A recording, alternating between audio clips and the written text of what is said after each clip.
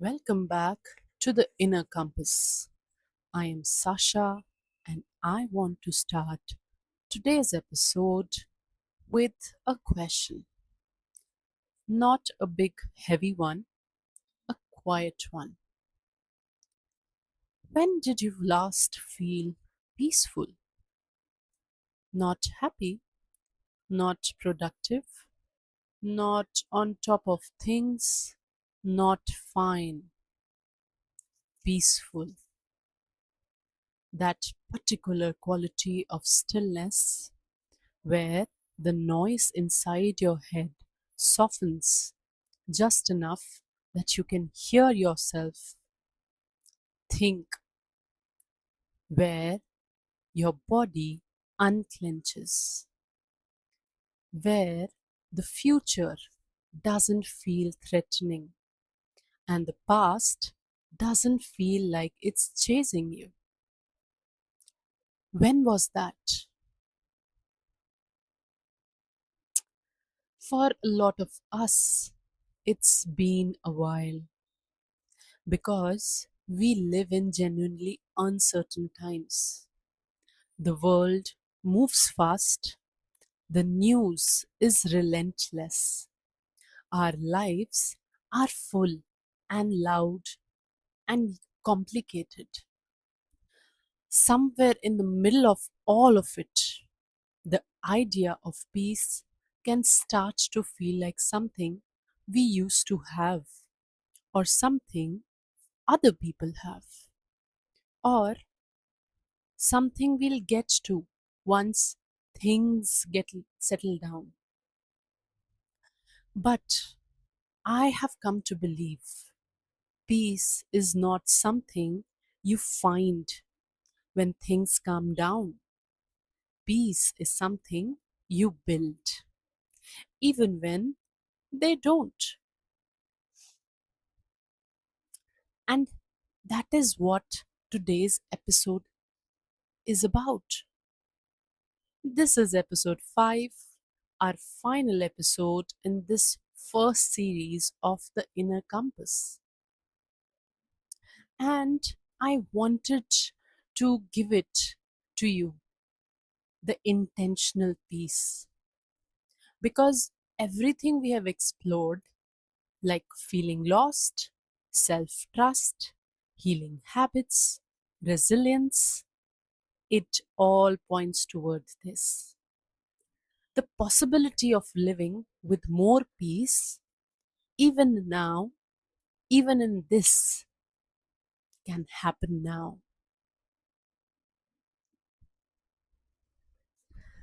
Before we talk about what peace is, I want to spend a moment on what it isn't. Because I think we have been sold a version of peace that is actually unattainable.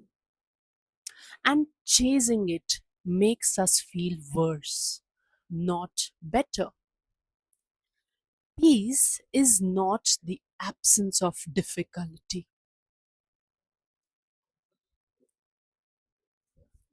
It is not a life without problems, without uncertainty, without things that worry you or challenge you or keep you up at night sometimes.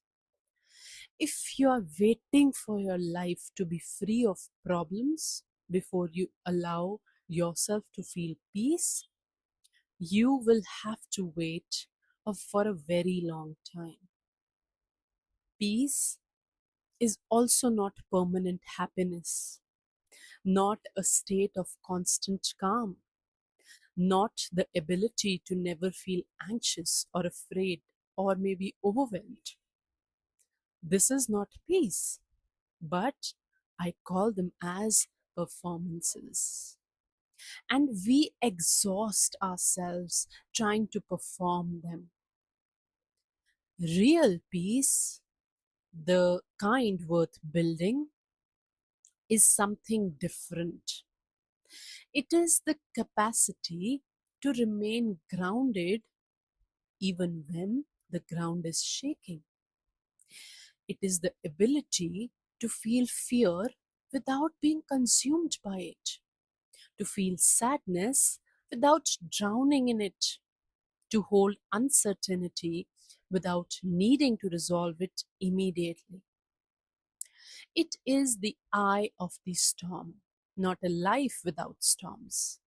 And the most important thing I want you to know about this kind of peace, it is not a personality trait. It is a practice, and it is available to everyone, including you, including right at this moment, including in whatever is happening in your life this week or maybe next week. Here is the shift I want to offer you today. Most of us relate to uncertainty as a problem to solve, any enemy that we have to defeat, a temporary state we need to push through as quickly as possible to get back to the comfort of knowing. But what if uncertainty isn't the problem?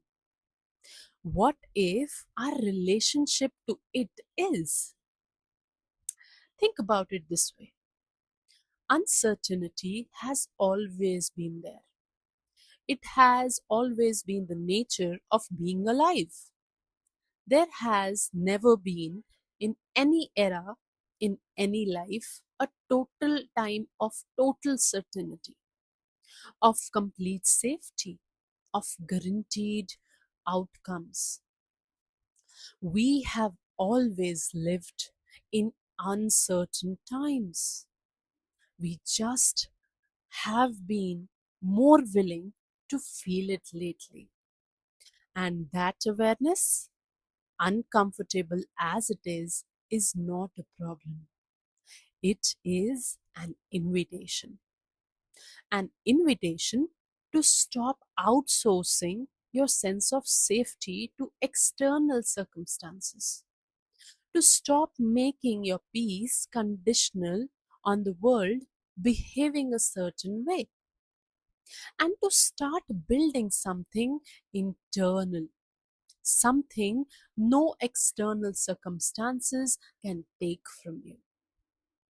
An inner stillness, a grounded self, a peace that doesn't depend on the news or on the people or anything according to the plan that you have made. This is not a passive peace. It is not giving up or checking out or pretending things that don't matter.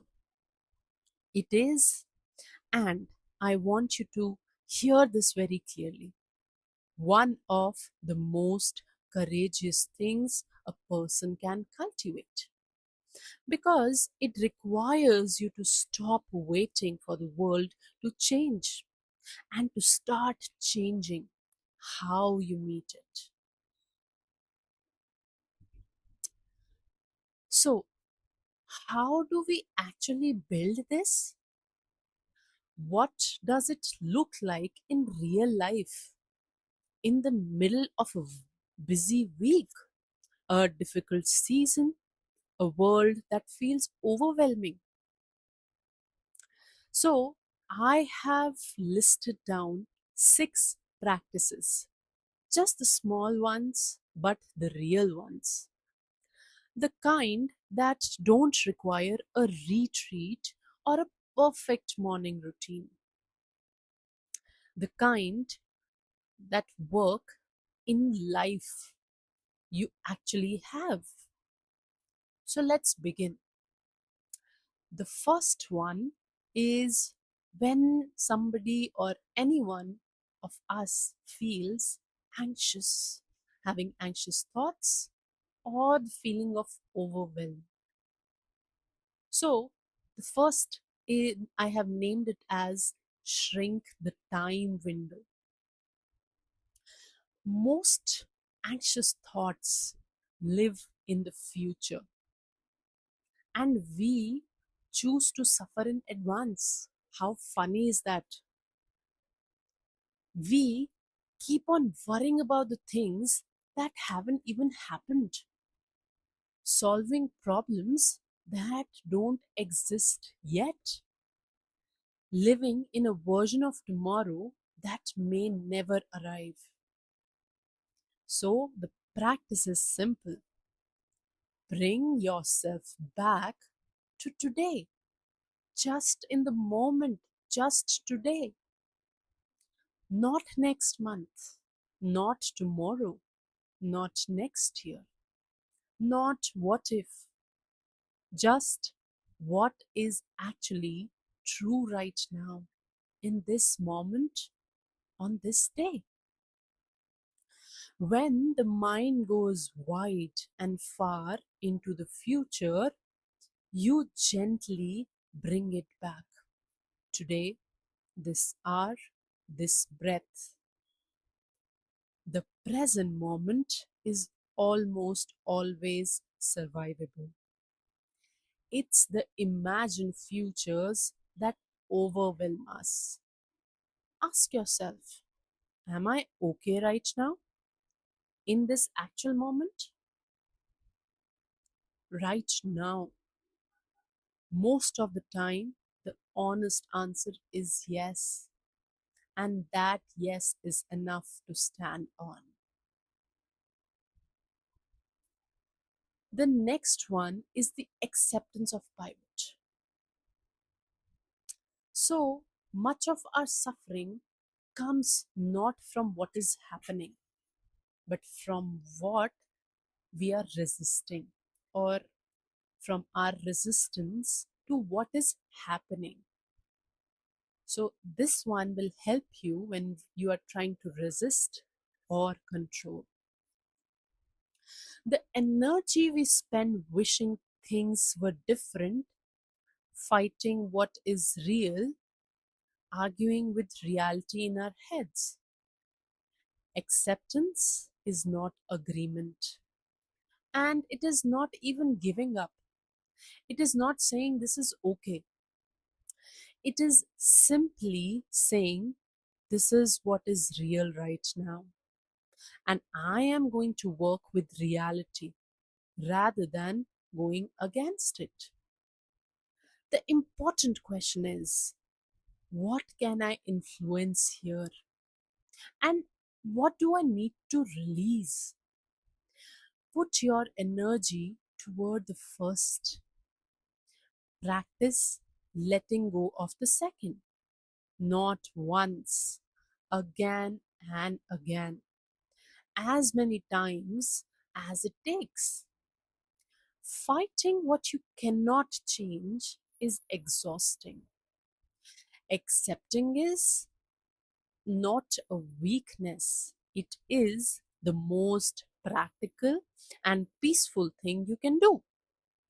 It actually frees your energy from what you actually can change. Think over it. The third one is for inner stillness. We all need a moment where we can just breathe. So every day, carve out one small moment that belongs only to you, where you're not producing, consuming, scrolling, or responding to anyone. It can be 5 minutes, it can be the time it takes a drink, a cup of tea in silence. The point is not what you do, the point is that you protect it, because peace needs space to exist. You cannot find stillness while running constantly at full speed. You have to create a pocket in the day where stillness is possible. Your sanctuary moment is not a luxury, it is maintenance. The way you service a car to keep it running, the way you charge a phone to keep it working. You need to be recharged too. And this is the moment that you can decide what you want to do. What is one moment in your day, even 5 minutes, that could belong entirely to you? Find it out, protect it, guard it like it matters, because it does. The next one is when we are emotionally feeling overwhelmed. Name what you're feeling exactly. This is something we all need throughout our lives. One of the most underestimated tools for finding peace in the middle of difficulty is this: naming what you are feeling with precision. Not, I feel bad, not, I'm stressed, but specifically, am I feeling anxious, lonely, disappointed, afraid, overwhelmed, grieving, angry, embarrassed? Research in neuroscience, and I want to be careful to say this in my understanding rather than a definitive claim, suggests that naming an emotion precisely can reduce its intensity. That the act of labeling what we feel helps the mind process it rather than be consumed by it. There is something deeply settling about saying, I know what this is. It's not bigger than a name, it is not unknown. It is actually that I can work with. So the next time you feel a wave of difficult emotion, pause before you react. Ask yourself, what exactly is this? Give it a name. Say it out loud if you can. You may find it loses some of its power the moment it has been given a name. So do try that. The fifth one, when we are actually, into social media and scrolling, finding news, reading articles, it affects us somewhere. So if you are trying to build inner peace while consuming 4 hours of news, social media, and other people's anxieties every day, you are trying to fill a bathtub with the drain open. I may not mean that you have to ignore the world, but I am saying for being informed, you have to be intentional about how much uncertainty you are voluntarily feeding your nervous system. There is a big difference between being informed and being getting along with those emotions. One news check a day instead of constant scrolling.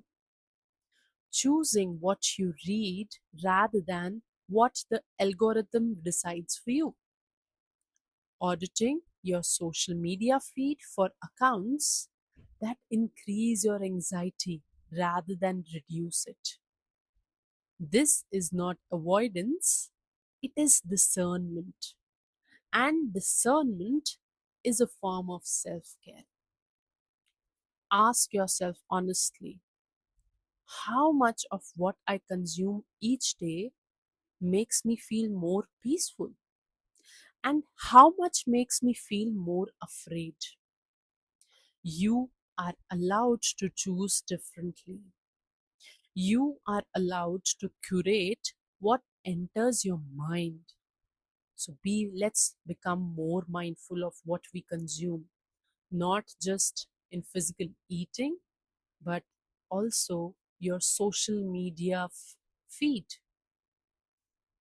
And the last one is return to what is good right now. And I feel this one is most powerful of all. And this is one of the practice that I come back to the most. When the world feels too big and the uncertainty feels too heavy, I make myself do one thing. I look for what is good right here, right now, in this actual moment. Not denying what is hard, not pretending things are fine when they are not, but alongside the difficulty, noticing what is also true. There are people I love. There is a warm drink in my hand. The music is being played in the background. There is this conversation. There is something, however small, that is also here alongside everything else. Peace is not built by removing the hard things, it is built by holding them alongside the good ones. Both can be true at the same time. The world is uncertain and your life contains beauty. You can be struggling, but you also can be grateful. You can be afraid, but also feel okay right now in this moment. That both, and that is where peace lives. What is one thing right now, today, that is also good? Not instead of what's hard, alongside it. Find it out, name it out loud, and let it be real too. So, before I close this episode, I want to do something we have never done on this show before. I want us to take a breath together. Wherever you are right now, in your car, on a walk, doing the dishes, lying in the bed, scrolling your screen, I want you to stop just for a moment. Take a slow breathe in through your nose for 4 counts. 1, 2, 3, 4. Hold it gently for 4 counts. 1, 2, 3, and 4. And now breathe out slowly through your mouth for the 6 counts. 1, 2, 3, 4, 5, 6. That right there is peace. Not a concept, not a goal, a lived experience available to you in any moment through something as simple as your own breath. You can carry it with you everywhere. It never left. You just forgot it was there. So you can practice this breath. You can practice having box breathing, wherein You breathe in for 4 seconds, you hold it for 4 seconds, you release in 4 seconds, and in that moment, again, just with nothing, you sit for another 4 seconds. So just keep practicing. The breath work make life more easier than anything else. This is episode 5, the final episode of the first series of the Inner Compass with Sasha. And I want to close it the way I hope every episode has felt, like a conversation between people who are figuring it out together. Because that is what this has been. We started by talking about feeling lost, and that how might not be the end of something but the beginning. We also talked about learning to trust yourself again, about rebuilding the relationship with your own inner voice. We talked about what happens when the plans break and how you find your footing in the middle of the pieces. We also had the conversation about the small daily habits that quietly and consistently make a garden out of your life. And today we have talked about peace, not as a destination, but as a practice. 5 episodes, 5 conversations, one through each line. You already have everything you need. The compass inside you never stop. It always have been there and it will always be with you. You might not always be able to feel it. There will be days when the noise is too loud and the uncertainty is too heavy and peace feels very far away. On those days, come back here. Come back to these conversations. Come back to your breath. Come back to the one small thing you can do today. Come back to yourself. Because you showing up for yourself again and again, that is the whole practice. That is the whole thing. I am so grateful for every single person who has listened to this series, who has shared it, rated it, told it to a friend, who has sent me a message saying that it helped, who has found their way to this little corner of the world and stayed for a while. You matter to me. This show exists just because of you. Together we heal, together we grow, together we rise. Until the next episode, take care of yourself. I'll see you soon. One last ask, and I mean this from the heart. If this series has given you something, a moment of comfort, a shift in perspective, a tool you have actually used, please take 30 seconds and leave a rating on Spotify, or you can also leave a comment. A review tells another person, someone who is feeling exactly the way you felt when you first found the show, that is a space worth walking into. You could be the reason they find it. The link can be seen in the notes, and let me tell you, I read every single one. Thank you for being here, for listening, and for choosing yourself. It means everything.